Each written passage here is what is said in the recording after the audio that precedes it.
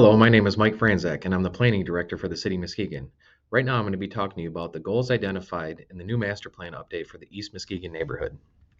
Just a disclaimer that these plans are still in draft form and we are still seeking feedback and public comment. And here's a look at the different topics you will see in the new master plan update. And here's a look at the goals identified in the East Muskegon neighborhood, which I'll be talking about in more depth in a minute. Just a reminder that these goals were identified through public participation. A quick rundown of the public participation events we've held over the past few years. In February and May of 2019, we held a series of neighborhood association workshops. And again, in November of 2021, we held another series of neighborhood plan workshops. In June of 2022, we held a series of economic development and business corridor workshops. And in 2023, we'll be holding more neighborhood plan review workshops. Goal number one for this neighborhood is to acquire residential property in the Medendorp Industrial Park that is already zoned for industrial uses. The small residential pocket east of Madison and north of Keating measures about 11 acres and has been zoned for industrial for the past 30 years in anticipation of future industrial expansion. The expansion has not occurred and has led to a disinvestment in this housing stock. Goal 2 is to strategically utilize the remaining medically zoned property. The expanding medical campus has few parcels left for development. Zoning regulations could be updated to require more efficient uses of land. Other parcels zoned for businesses on Robert Street, south of Little Black Creek, may be well suited for medical development as well.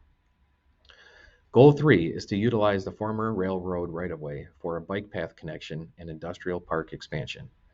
The former railroad right-of-way running east-west through the neighborhood could be an extension of the Musketawa Trail, or an option for industrial expansion if needed. Goal 4 is to increase safety measures at the highway interchange at US 31 and Sherman Boulevard. This highway interchange is one of the most dangerous in Muskegon County in terms of vehicle crashes. The bridge also does not provide adequate space for pedestrians, limiting access to businesses east of the highway. Goal 5 is to improve pedestrian access throughout the industrial and medical campuses. The industrial and medical campus areas in the neighborhood do not contain adequate pedestrian access. Goal 6 is to provide more affordable housing options near employment centers like the industrial parks and heavy commercial districts. As an employment center, the neighborhood hosts thousands of jobs. Possibilities exist to develop housing options on land available near employers. Shorter, potentially multimodal commutes would reduce traffic congestion during peak travel times. Goal 7 is to increase access to Little Black Creek. Little Black Creek winds through the neighborhood but is rarely visible and nearly inaccessible. There are a number of publicly owned parcels through which the creek runs, but there are few protections in place to ensure that the creek is not subject to further disruption by surrounding development. So what's next? We want to know your thoughts on these goals.